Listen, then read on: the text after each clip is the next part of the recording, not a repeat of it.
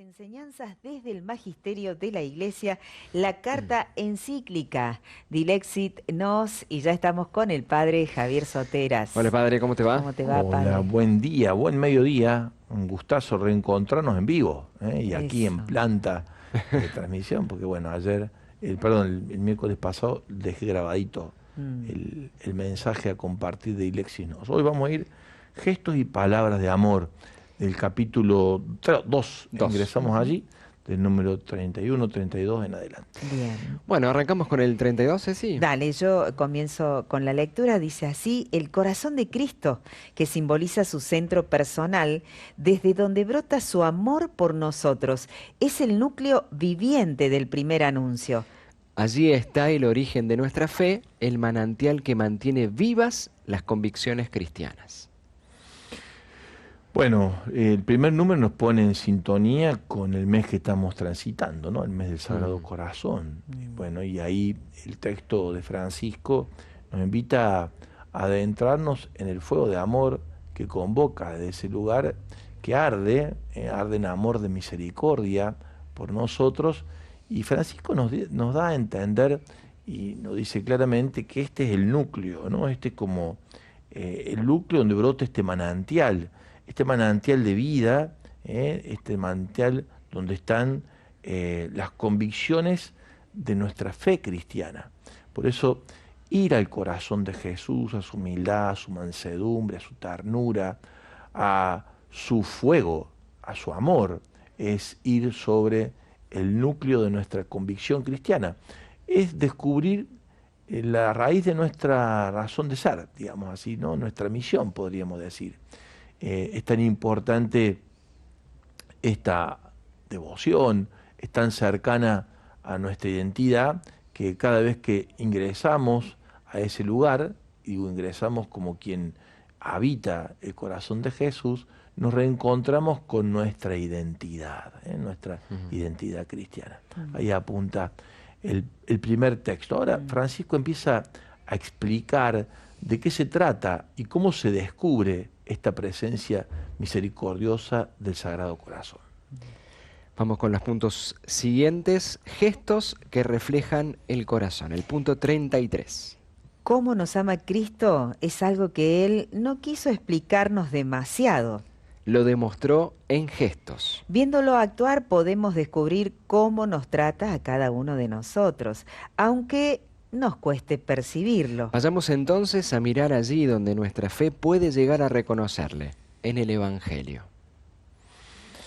El amor se muestra más en gestos que en palabras, dice Ignacio de Loyola en el final de la ejercitación ignaciana, cuando nos invita a contemplación para alcanzar amor, ¿no? Como que en esto es un reconocimiento al pontificado de Francisco y a su vínculo con el Sagrado Corazón. Ha sido un papado más de gestos que de palabras, lleno de palabras, su evangelio, su buena noticia, pero muy encarnada en gestos.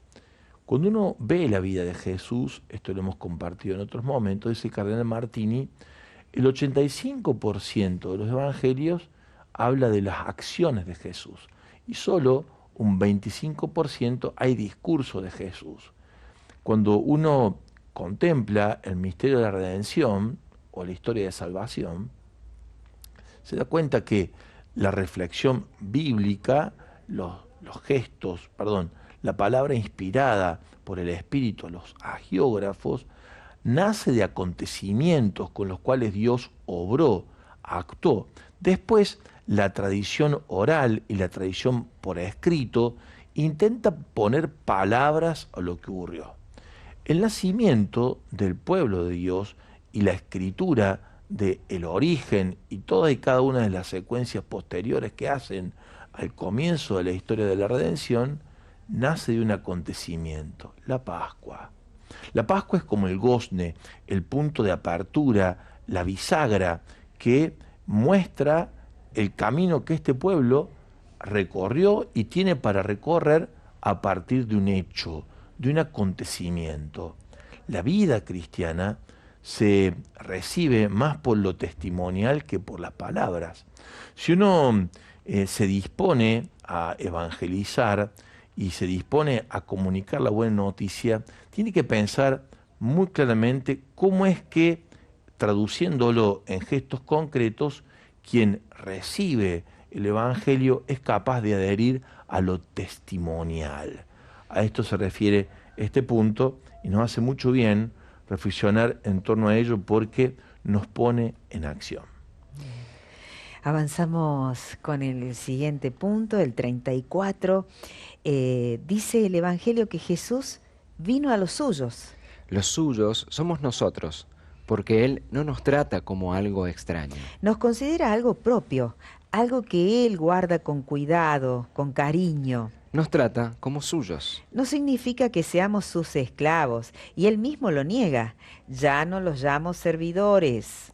Lo que Él propone es la pertenencia mutua de los amigos. Vino, saltó todas las distancias, se nos volvió cercano como las cosas más simples y cotidianas de la existencia. De hecho, Él tiene otro nombre, que es Emanuel, que significa Dios con nosotros, Dios junto a nuestra vida, viviendo entre nosotros. El Hijo de Dios se encarnó, se anonadó a sí mismo, tomando la condición de esclavo. Todos los gestos y las palabras de Jesús que brotan de su corazón ardiente, núcleo, como decía el primer texto que compartíamos, apuntan a mostrarnos que Dios se nos hizo familia y que se nos hizo familia de Dios, ¿no? Es decir, cuando somos bautizados somos, por un lado, asistidos por la presencia de un Dios que viene a inhabitar en nosotros, que viene a tomar posesión de nosotros, que viene a nuestra casa, y decimos por el Espíritu Santo somos inhabitados por la Trinidad, o sea, tan cercano que se metió dentro de nosotros. Y al mismo tiempo nos muestra que estamos dentro de Dios, ¿no? Esa es la familiaridad. Es una familiaridad de cercanía. Me gusta esta expresión que utilizaba Francisco aquí, saltó todos los obstáculos, es decir, evitó todo protocolo, por así decirlo, ¿no? Y nos invitó a pertenecerle. Claro, uno podría decir, ¿y el pecado? Pablo usa una expresión muy, muy fuerte, también lo cargó, se hizo pecado, va a decir Pablo, ¿no? Es decir, ni aquello que nos pone lejos de Dios, lo aleja Jesús de nosotros, el Dios hecho hombre, ¿no? De hecho, San Agustín va a decir, aun cuando estaba en pecado, sentía tu presencia. Fíjense qué fuerte la experiencia de interioridad, ¿no? de Agustín. Aun cuando, porque Dios ni en el pecado nos abandona, sigue estando con nosotros. Los que tomamos distancia en el pecado somos nosotros. Descendió a los infiernos, dice nuestro credo. O sea, aún en los lugares de mayor ausencia de Dios, Dios está, por así decirlo. Como dice la palabra, ¿no? Yo te buscaba, como dice Agustín, yo te buscaba por fuera, tú estabas por dentro. Pero como dice la palabra en el Salmo 139, si me voy a un lugar, ahí te encuentro. Si me corro a otro, también estás tú. Nada se escapa de tu mirada. El texto es maravilloso, lo estoy parafraseando mal, digamos, ¿no? Pero es esto de, donde yo me mueva, ahí estás. Es decir, es es la encarnación, es lo que recién leía Cecilia, ¿no? Es Dios que asumió nuestra carne. Y esto despierta en nosotros, por la amistad, por la familiaridad, mucha confianza, ¿no? Mucha confianza. De hecho, la evocación más familiar que tenemos para con el Sagrado Corazón de Jesús es en vos confío, ¿no? En vos confío. O sea, lo que busca la devoción al Sagrado Corazón es esto, despertar en nosotros la confianza en Dios, por esta familiaridad, por esta cercanía. Estoy corriendo un poco los puños porque se me ven muy... Realmente pensaba cuánto si uno se detiene, Padre, comienza a descubrirse con todo esto constantemente amado. Claro. Desde esta realidad, ¿no? Nada vamos a poder hacer para que nos ame más, ni nada vamos a poder hacer para que nos ame menos. Nos ama. Entonces, claro, en totalidad. Entonces, es como que para nosotros que nos sentimos pecadores, bueno, que nos equivocamos, no sabemos, no hay excusa para no dejarse abrazar por el corazón de Él, ¿no? Porque están dadas todas las condiciones de su amor por nosotros. Hoy compartíamos en el equipo de trabajo situaciones de mucho dolor que atraviesan la calle, sobre todo a los más rotitos que tenemos, que están atravesados por la droga, ¿no? Decimos, hay una sola cosa que no tiene, por así decirlo, que no puede faltar para los chicos en situación de calle y atravesados por la droga: el cariño, el amor, ¿no?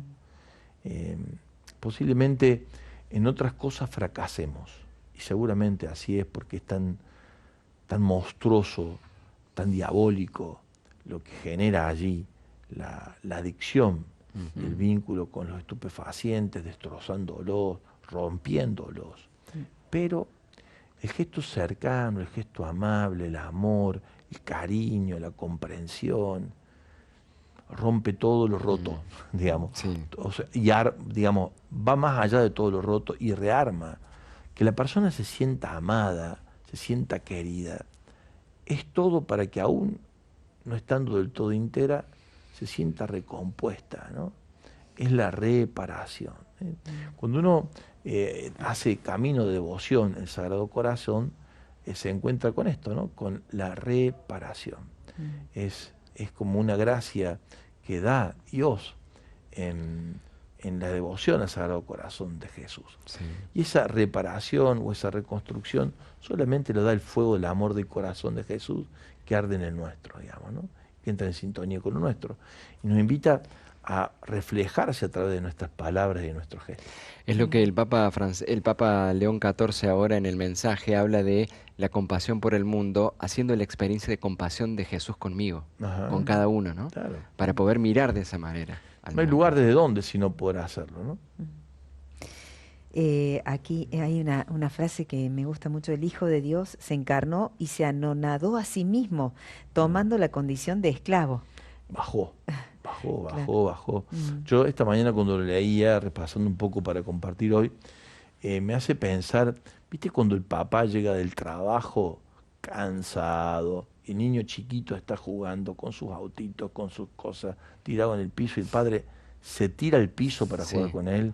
Sí. Esa imagen se me viene, Qué ¿no? fuerte. Digamos, es como, es eso, digamos, se pone a la altura, ¿no? Se pone a la altura, y entonces habla nuestro lenguaje, se encarna en nuestros modos, en nuestros gestos. Eso es la encarnación. Por eso es tan importante en la tarea de la evangelización el estar donde el pueblo al que se nos confía está. Estos días, yendo a Mailín, me he encontrado con una religiosidad popular increíble, ¿no? Y hecha a partir de una cruz puesta, escondida en un árbol, que es un legado que deja la compañía de Jesús cuando es expulsada de estas tierras, y la encuentra Serrano y la busca, la hace suya, y a partir de ahí el pueblo, atraído por esa cruz, hace todo un camino devocional, pero mucho más que devocional, te diría yo, de religiosidad, de pacto, de alianza con el milagro de Cristo en esa cruz, muy milagrosa, de hecho sea de paso, que digámoslo así, fíjate, fuera de los pueblos originarios la cruz. O sea, Jesús se quedó, dicen, el forastero allí, ¿no? Como el que viene, el forastero que vino a quedarse. Se quedó y se hizo a ese pueblo, ¿no? Y vos, para comprender, le compartía yo a algunos hermanos sacerdotes, también con algunos laicos en la comunidad, ¿cómo decirlo? Todo lo que uno aprendió, estudió, leyó, de alguna manera queda al margen. Todo lo que uno ejercita de su pastoralidad queda al margen, porque todo ocurre en colas interminables de 24 sobre 3 días, 4 días, sin parar, de la gente pasando y tocando la cruz, ¿no? Vos decís, qué poco, qué pobre de nosotros, ¿no? Porque ese pueblo arde con el amor que brota de esa cruz, ¿no? Y eso que lo hizo un Dios que se acercó y eligió un caminito, este caminito. Por eso hay que preguntarse a la luz de esto y lo que estamos compartiendo, ¿cuál es el caminito que Dios eligió para aproximarse a donde yo estoy? ¿Sí? Porque cada uno de nosotros tiene una forma, con cada uno de nosotros, con cada comunidad, con cada pueblo. Sin duda en el caso nuestro eligió a su madre, ¿no? Porque nos acerca a través de María, su misterio. La Virgen de la Visitación es el gran ícono de esta obra, digamos, ¿no? Bueno, y en otros casos es otro modo, como el Mailín es un modo, como a veces elige Dios, lo estaba escuchando esta mañana en el diálogo sobre el tema de brochero, y de paso el caminar brocheriano que hacemos en María Tom, a veces elige un santo Dios para acercarse a su pueblo, ¿no? Sí. Nos muestra cómo, en este caso en la Sierra de Córdoba, con Brochero, Dios se hizo serrano con nosotros y se encarnó en un modo muy particular de alguien que nos muestra un camino de cómo ser cristiano siendo un serrano, un gaucho, siendo un cura, siendo un cristiano de amor entrañable, que ama a su pueblo hasta darle lo mejor de sí. ¿Sí? Dios elige muchos caminos. Uno tiene que preguntarse cuál es el que eligió para mí. Pregunta de tarea. Vamos al punto número 35. Esto se manifiesta cuando le vemos actuar. Está siempre en búsqueda, cercano, constantemente abierto al encuentro. Lo contemplamos cuando se detiene a conversar con la samaritana junto al pozo donde ella iba a buscar el agua.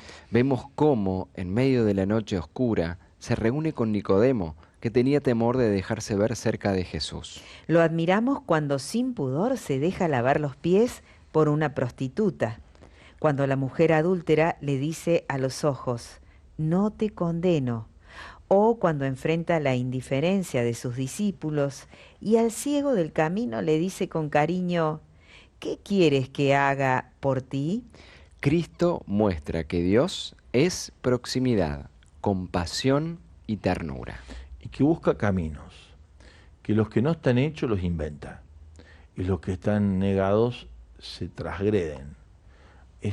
La transgresión no es el modo de ser de Jesús, sino la finalidad por la cual vino, que lo hace transgresor. Todos los gestos que ustedes acaban de describir son todos gestos transgresores. Fíjense, conversar con una mujer en un ámbito público, siendo un rabí, era toda una situación que rompía con lo establecido. Tocar a un ciego, sanar a un ciego, entrar con la impureza de una enfermedad de ese tipo, o con los leprosos también. Juntarse a oscuras, bueno, ahí el que transgrede un poco es Nicodemo, y Jesús se deja transgredir, ¿no? Lo voy a ver de noche. Abrazar a los niños, que eran parte de lo que no se podía entrar en contacto. Transgredir, hasta yo diría, en el caso de la conversión de Pablo, Jesús transgrede, va más allá de lo esperado por los discípulos, por la comunidad. De hecho, Pablo, pobre, está 3 años viendo qué hace en Antioquía, después de que se juntó con Pedro, con los 3 grandes. Él quiere explicar vía Bernabé qué fue lo que le pasó en el camino de Damasco. El otro sí, andar. Digamos, Jesús no. Jesús yo te elijo para que vas a sufrir mucho, vas a ser apóstol de los gentiles. Lo sacó de sus esquemas. Es decir, la cercanía, la proximidad y la que nosotros tenemos que tener para con el pueblo que se nos confía, supone la construcción de caminos que no están hechos, ¿no? De hecho, León lo ha dicho, lo ha repetido también nuestro arzobispo, en la tarea de la evangelización que nos abrió Francisco para ir sobre nuevos escenarios en salida, tenemos que reinventar nuestro modo de evangelizar, porque son escenarios que exigen modos nuevos de llevar adelante el evangelio. Bueno, este instrumento en parte es un poco eso. Las redes sociales a nosotros nos exigen lenguajes distintos con los cuales comunicarnos. ¿Qué es lo que determina esa reinvención? La capacidad de amar que está en su corazón. O sea, es el corazón la fuente de la reinvención de los caminos a recorrer, ¿no? Si no hay otro lugar, no hay otro lugar posible. No me sale el nombre ahora, ya me va a salir. Se me puso un coágulo. Maximiliano Kolbe. Ahí está. Ah, sí. Maximiliano Kolbe. Se me veía la imagen del personaje, no sabía el nombre. Maximiliano Kolbe tenía una expresión que me parece viene a colación de esto: el amor es creativo. Eso te iba a decir. El amor Es creativo. es creativo. Uno dice, hay que ser más creativo. Te dicen, uno para evangelizar hay que ser más creativo.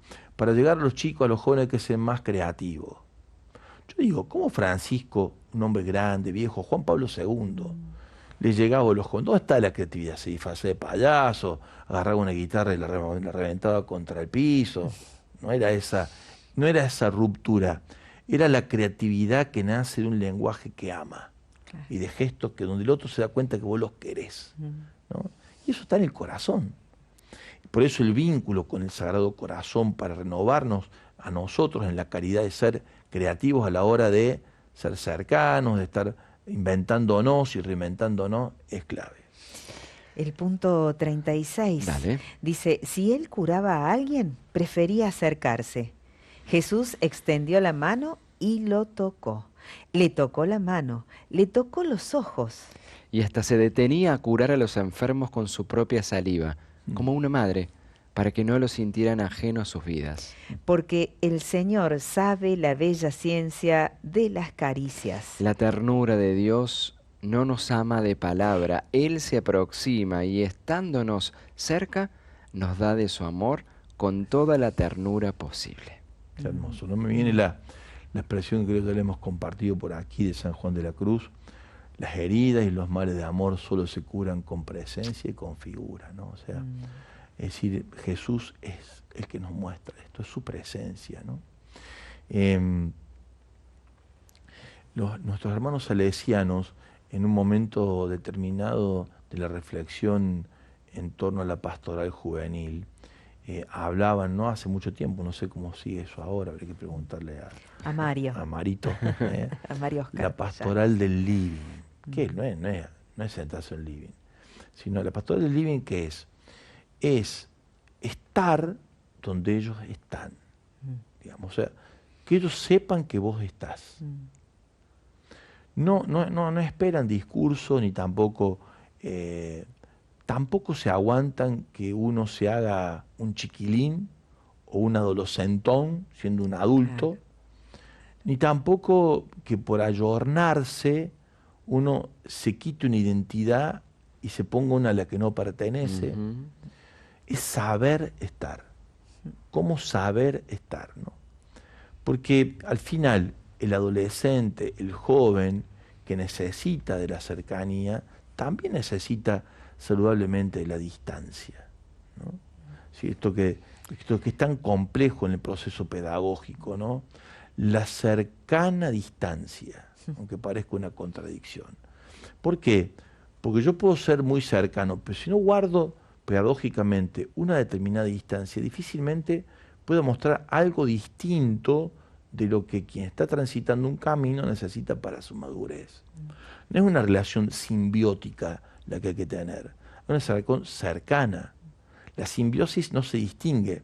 O sea, el proceso simbiótico, el niño no distingue mucho la distancia entre él y la madre. La simbiosis se da en ese momento, digamos, ¿no?